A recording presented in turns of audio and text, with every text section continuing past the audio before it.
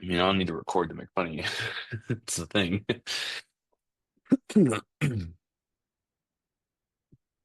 What's Okay. what's great is if the sound goes out of my AirPods, I can still hear you. So Yeah, thin walls. We're basically in office space right now. yeah, hey, now turn on channel nine. Hey, Peter man. I used that joke the other day in one of our group threads and no one said anything, and it's a little disappointing. Come on. I don't know if I would have picked up on "Hey Peter Man," but if you kept going, I would have probably figured it out. Well, that's the whole bit. He kept doing that. Hey, Peter man, through the walls. It's a great show. They won't notice, a couple cents a month. Yeah, that's one of my favorite parts. He's like, "We promise not to tell anyone." He's like, "Yeah, I won't tell no one either."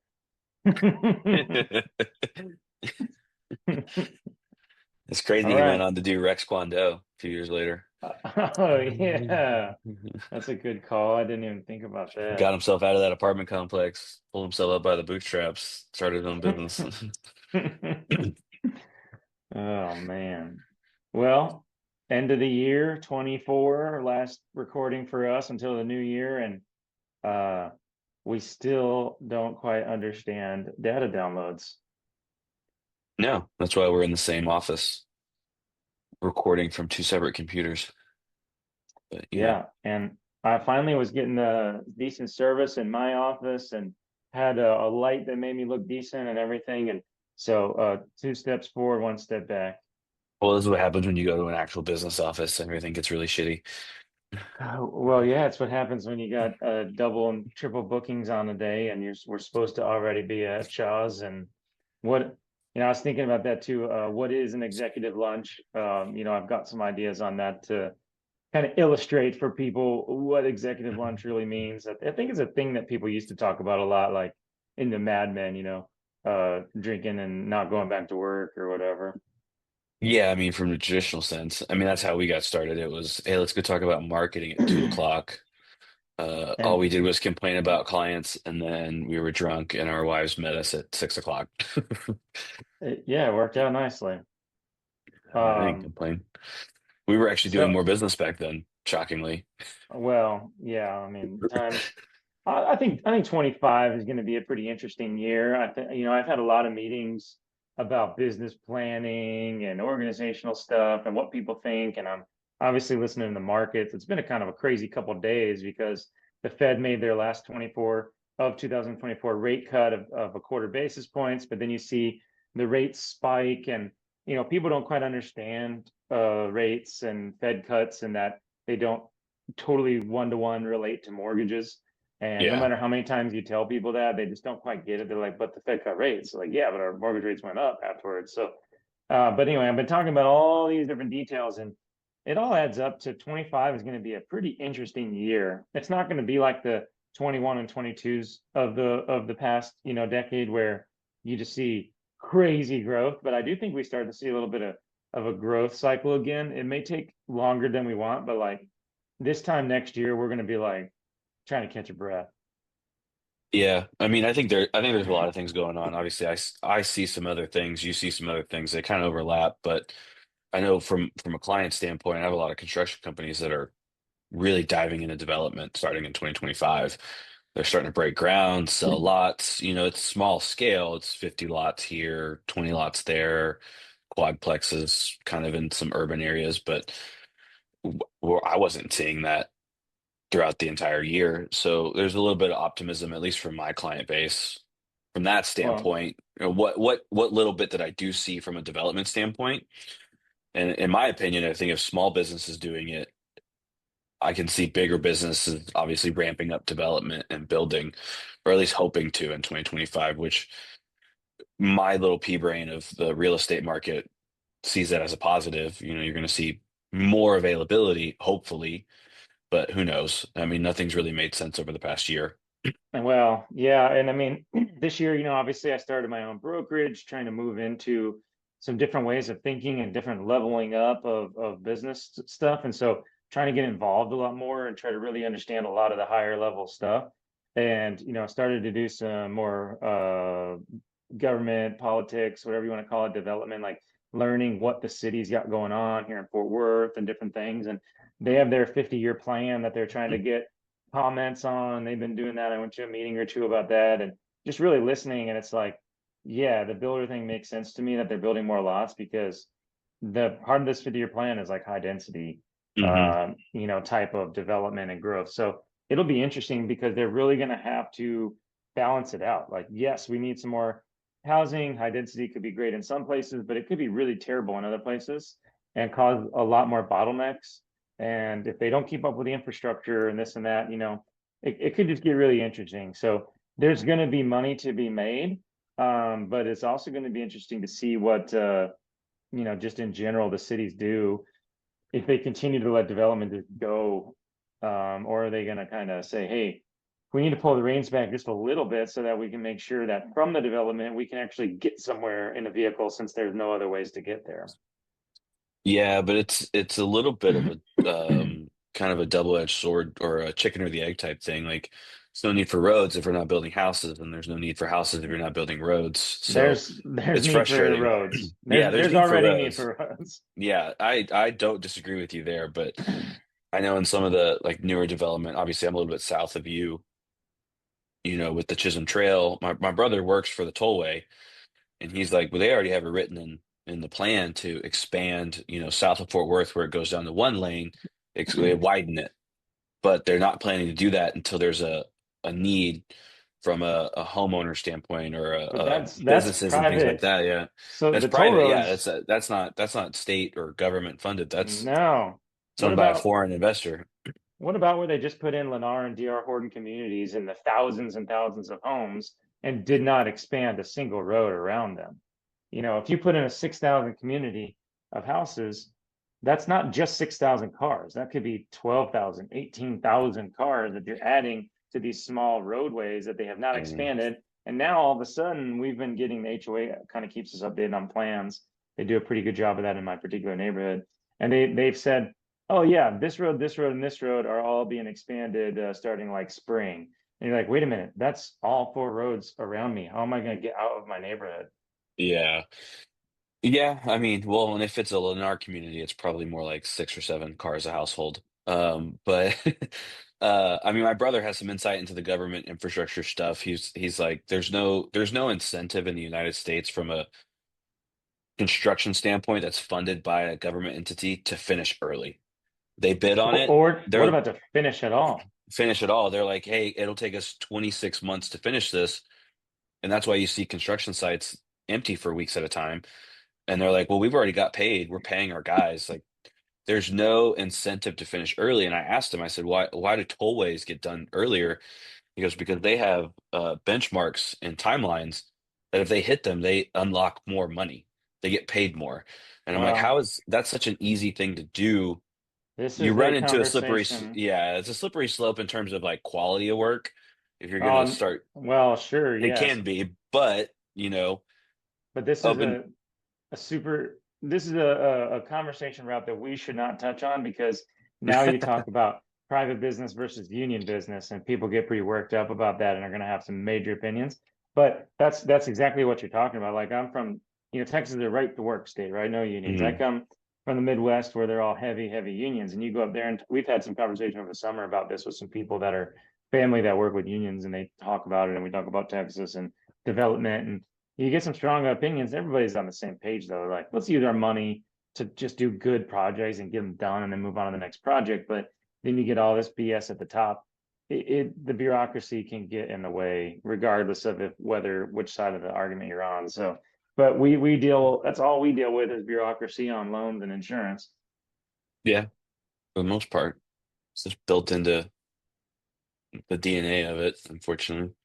Yeah, and that's one thing I guess we can mention too is I'm really going to try harder to be a part of some action coalition type of things that have some reach down in DC and I've made jokes on phone calls with clients over the last couple of years. It's like one day if I could ever do anything about it, I'll go down there to DC and try and get some things fixed. Well, it turns out there's groups that are actually trying to get things fixed. Hmm. Not everyone down there is trying to just beef up more red tape, which is a shock to me to learn that. So this one particular group I like, and I think I'm gonna try to do a trip down there with them in like the spring summer time frame and really learn some things about how the industry works because like I like to say, if you know the rules, you can play the game a lot better. And Oh, so 100%. just learning how these bureaucracies are working, what is important to them, what's not important to them, what kind of things they can do to get paid, obviously is going to be more important to them. So like just learning about it this year, again, trying to level up the game, get into some different conversations now as an owner instead of just an employee or such, contracted employee. It's been pretty interesting, and man, there's a whole nother world out there that is just one step behind us, and then there's 100 more steps behind that, and you're like, holy shit, there's a lot going on. And the more you really get to know and understand it, I think it's helped me do more sales and better as well, really explain to people, well, I'm with you, that's super frustrating, here's exactly why that happens. Now if you don't like it, please do this, this, and this, and we'll send a letter to your congressman, and nothing will ever change. Yeah, I mean, it's it's a lot to deal with. I understand why it's hard to pick one thing to really plant your flag on and kind of go after and fight for change because there's just so many little things. And to kind of, I guess, bring it back to what we talk about at a core, I mean, that kind of obviously compartmentalizes for you running your own business now, and dealing with kind of the bureaucracy that may be self-imposed or just dealing with opening up your own business and getting everything set up systems wise. I know you were complaining before we started recording. Kind of funny to me. It's a typical thing that happens to you, but like something happened today that you were like, well, why are we even on this call if you just told me you can't do what I just paid you to do?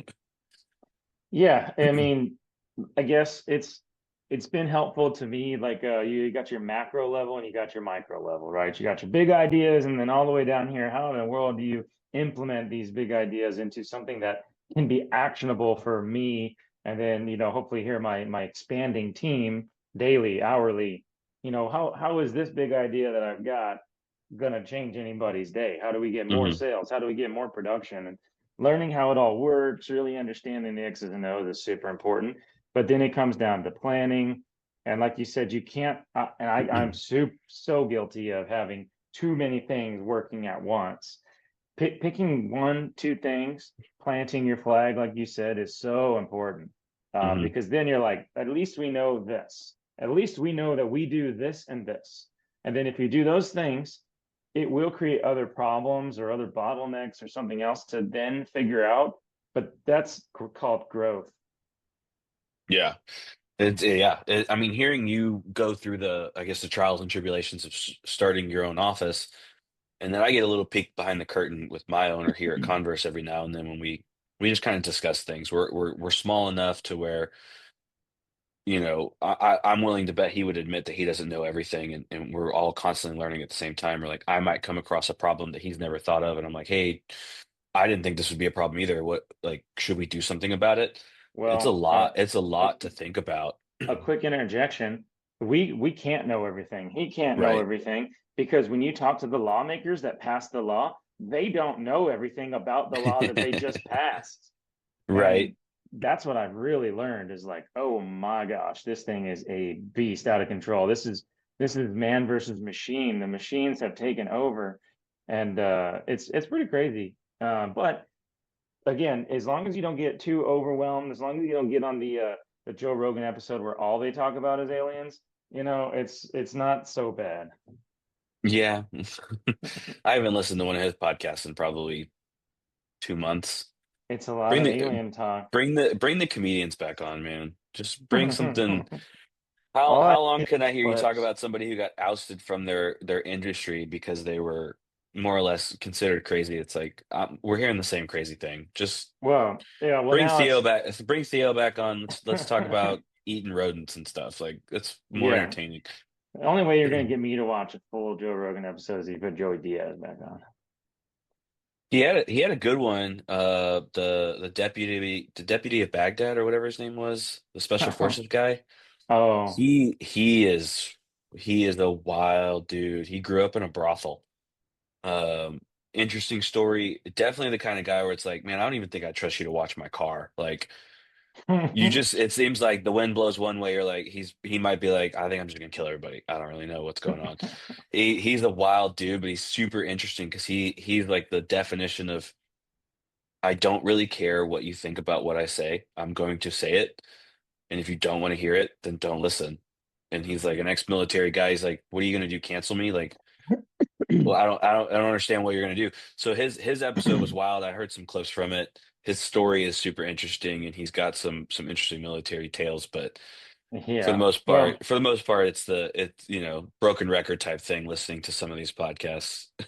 yeah, I mean that's not a horrible thing for us to consider as well, like we have an audience that eventually hopefully a larger audience, but people that want to hear information about the real estate market, want to hear information about business and business growth and different problems and real life examples is kind of what I'd Mhm. say our target audience is for, because not everybody's going to want to tune in and hear two sales guys just trying to make it out there. But some people, they need to know that everybody else is like, not everything is just all super rosy or super gloom and doom. The grind is real. And I'm on coaching now and they talk about that same stuff. And it's 1% better every day. One thing I really like, what my Tiffany Rose is her name, and I shout out to her because she's super organized, and you can tell it's been years and years and years of developing a program. And in the comments everyone's like, ah, she can't sell, so she coaches now. It's almost like School Rock. Those who can't do teach, Hmm. Hmm. and those who can't teach the gym. Yeah. um, but it's not even about that. Like it's a choice, and if you want to do something really well, it takes a long time. And her big example that I've really dug lately is the I can't remember the guy's name because I don't even know the book. I'll have to read it. But you get 1% better every day. But she says this guy basically built a huge sales empire off of one book, and he would just like read a page and then implement from that page. And he said she was saying basically that he read that book for 30 years and just was implementing one page at a time for 30 years, one book. Whereas Yeah. everyone else is like, I have to read 100 books this year and implement all those ideas, and I'm gonna be super successful. It's like, whoa, I've done that approach, and that stinks. And so it's important to let people know about sales, about real life experiences. We want to tell people things to consider if you're getting ready to buy or if you're getting ready for insurance of any kind, refinance, whatever this 2025 market's going to bring. But and then maybe even telling a little bit of personal stories. Maybe we'll get into that in the new year's. Who are we and why the hell are we even talking about this stuff? I'm just trying to make bank. I want to drive a Range Rover. Is really what it comes down to. And by Range Rover, I mean just a like a 2022 F-150. It doesn't even have to be brand new. Just the three, tech, 4 years older than what I have, newer than what I have. the Fort Worth Range Rover, the King Ranch. Yeah, I mean, I was listening. Funny you say King Ranch. I was listening to kind of the up and coming story, not up and coming, but like the history of King Ranch and how he just bought a bunch of land and they developed their own cow and like it was kind of just wasn't what we see King Ranch as now was definitely not his plan. And it just kind of happened. I don't know the timeline of that. It's probably over a hundred or so years, but how things can change and it's never really what you think it is. And to speak to your coach, you said her name was Tiffany. People saying well, she coaches because she can't sell. Well, I think that's irrelevant because I know a lot of people that are really good in my industry and in your industry that where it's like if you follow them for the day, you're like, I have no idea how you just did that. You could write it on paper. I have a specific agent I used to work with for a couple of years that, he was in a Walmart. The power went out while he was getting his car serviced and ended up meeting some guy that owns four apartment complexes and getting his business just in line while they're waiting for the power to come on. And I'm like, how does that happen when Who's getting I've their been car dialing serviced at Walmart? tires or oil change or something like that? But like, you know what I mean? Like there's some people out there where it's like, hey, how they do it, you would never teach it. So like being good at selling stuff doesn't mean you know what you're doing. You may just be convincing. You may have a certain way of talking that like it just disarms people. You may not be writing the best loans. You may not be writing the best Well, policies, things like yeah, that. that's a great point because my very first job ever was selling software. And I made some fairly large sales, and then here I am, however many years later, and I need software, and I don't know how to use any of it. So what the hell was I doing selling software? I can barely open my computer. I might as well be a 80-year-old man. I don't know what I'm doing half the time, but like developing, yeah, you can sell anything as long as you talk to folks. I mean, there's all that aspects of sales. Sure, that's step one. Are you willing to talk to people? Right. And Yeah. then how do you talk to people? How do you qualify a lead? How do you listen for really specific things? And that's what I try to teach. I really like teaching new agents. I got into that a little bit this year. I need to get better at it, but I can help because I've been on the phones. I've done all the weird selling, and I've done a little door to door, but not really. You ever done door to door? No. Most awkward interview of all time was like I just needed a job. I was trying to get out of that job I didn't like, and you go in and you find out it's just like a guerrilla marketing company. Hey, here's the stuff out of my trunk. Go sell it at the gas stations, like Yeah. windshield repair or something. And I'm sitting in this makeshift office that you can tell is going to be vacated in about 30 minutes when the real owner Yeah. comes back from lunch. And the guy's like, okay, you want to sell? Well, just yell for me. Like, let's show me that you don't have any fear. Yell in front of me. I'm like, which way is the door that doesn't belong to you again? I'm gonna go ahead and leave. Yeah. Now that you've explained it, I've interviewed for that where it's like a marketing job, Yeah, high yeah. ceiling, quick, You need a quick up bachelor's degree. quick up the ladder. I went to the interview and it's like business professional. I'm in a legitimate suit and there's like a dude in a hoodie and just like some ripped up jeans and I'm like, what is happening? And they like offer you the job on the spot and then they don't really tell you what you're doing. And you're like you said, you're in an office space that was leased that's probably gonna be vacant in 3 days. And then you find out, oh, you're at the grocery stores trying to sell a mop. Like you're just the demo guy. And Yeah. I'm like, we could have saved so much time by you just telling me that in the posting. Uh, So, but it's that's a good bow to wrap on us for the year because bait and switch, man. That's what we've been talking about all year. It seems like. And so, but yeah, I think marketing is going to be really important uh, for 2025. That's obviously what I've been working on a lot. What have you been working on just to kind of finish things up? What do uh, you I'm think? What are you thinking about 25? I mean, in marketing, I mean, that's part of the reason we started this, right? Position yourself as a quote unquote expert, or at least somebody who's willing to admit, hey, I don't know the answer.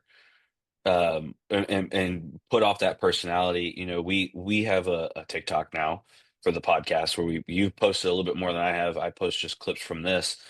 But flirting with the idea of just recording myself just talking about things that are top are sticking points in my industry and being able to share that information in 10, 15, 30-second blips of just saying, hey, you know this is why this is happening. I know you're upset with A, B, and C, but here's why A, B, and C have done this. People take a lot of comfort in just being told, hey, this is why it's this way, versus not getting an answer or not being told or not being heard that they're upset about it. I get a lot of people who are just really comforted by the fact where on the phone call, I'm like, hey, my insurance went up too, and I'm not happy about it either. And then they're like, okay, well, we'll just make some adjustments, we'll hear you out, things like that. But like trying to push that from a marketing standpoint, and then, obviously with other channels, with video and stuff like that on Instagram and TikTok, it could be a little bit more sensational. But my plan is to do a lot more from a business perspective on LinkedIn to share that I'm an expert with other mortgage professionals such as yourself or other real estate professionals or even small businesses where I'm sharing information about policies that they may or may not even know are possible, to try to capture some of that attention to be like, hey, he talks about plumbing businesses every now and then on how to structure that insurance policy. If I can capture one or two businesses, that's really good over the course of a year. And just being able to share what we know and what we don't know, I think is the ultimate marketing tool for us moving forward. You may agree a little bit or wholeheartedly, but I think that's super important for me. And I'm trying to push that and present that to my agency as a whole. Be like, hey, we show people we're experts, people will start to ask us questions, and even just general inquiries can turn into legitimate leads and legitimate business from there. Yeah, and being able to talk long form and make sense and have a topic and riff on it, and then whatever else, like being able to show that you understand everything is really important. Because how many salespeople are you going to call and deal with that you can find them and find their own words and even opinions in some cases or own explanations? You really can't. You call in, you just trust that they know what they're doing. Hmm. We're talking about topics that affect people's lives. This is their paycheck. People say check to check. Well, where is that money from that check going? It's going to what you offer and what I offer and what we service in the real estate world and housing. You can say insurance and mortgage, but the truth is we're talking about housing. We're housing Hmm. people, and housing is a big issue. It's going to be a huge issue. The things I'm learning about in the DC, it's all about housing. It's not about mortgage. And Yeah. being able to show and talk long form is really important. Um, and sure, yeah, but I also want to be encouraging to the entrepreneurs out there. That's the whole thing too. We're not employees, we're entrepreneurs, and a lot of people are entrepreneurs, and they don't think about it that way. Yeah. Like I heard somebody at lunch the other day, and it's like, man, I've just been on this journey. I really want to open my own business, be my own entrepreneur, and like just listening to him talk, and he's talking about the safety of a W-2, like yeah, of course, here I am eavesdropping again, just like my treadmill example. But they they were I was just listening to them like, dudes, you're entrepreneurs already. You're out there selling, you're having a conversation with someone, getting to know each other right now. You're being entrepreneurs. So don't think that you can't start a business just because you're scared. Open that baby up and then don't make any sales, but at least you're the owner. Figure it out. That's the only way you're ever going to do it is just like get punched in the face. Hmm. And I mean, I think to kind of add on to it, I think entrepreneurship looks different than what people think it is. Like even when you were working for your previous employer, you were still an entrepreneur. You were self-employed, essentially just under the umbrella of somebody else taking on a little bit more of the risk or at least the red tape. I'm in that situation now, but all this marketing we're doing, all these conversations we're having is me on my own. All the meetings I take is me on my own. It doesn't impact really anybody else. Um, so it can look different, right? I don't necessarily have to have my own agency where I'm the top of the pyramid to be an entrepreneur. Everything that I do impacts my business. You've gone a little bit of a step further to that true entrepreneurship of starting, Clubhouse Lending, Not even true entrepreneur, just a different type. just a different lane, right? We're still on the same track. We're still running around the same proverbial racetrack, hamster wheel, if you will. But you're maybe you're on the inside lane. I'm on the outside. I'm going a little bit slower. You can accelerate a little bit, but you also, But that's the other thing too. It's really important to talk about mindsets because we can sit here and hopefully people that want insurance, that want to buy a house will listen and take some of what we say and really think about it. But it's not a race. Everyone does their own pace. You can't compare yourself to anybody else. The mindset of business, the mindset of how you handle your personal finance budget, that's the kind of stuff that we talk about. And if you understand that, then you're going to be able to qualify for a mortgage because you understand your docs, you understand your qualifications, you understand. And then we'll talk a little bit about the vocab, make sure we're on the same page, and then what's your plan, what's your goal, and then staying on that path. That's everything that the coaching programs all talk about is just don't worry about any other BS. Stay on your lane, stay on your path.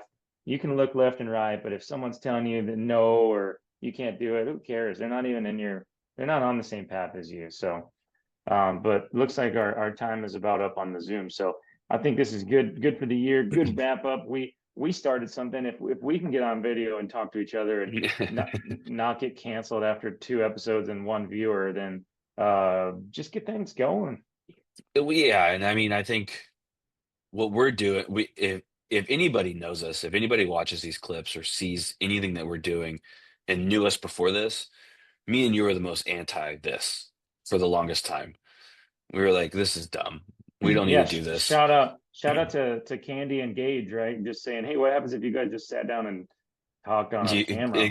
Exactly. And I don't know about you, but this is way more helpful than what we used to do, where we would allow ourselves to get distracted. At least this 40 minutes or 30 minutes, we're very focused on the conversation.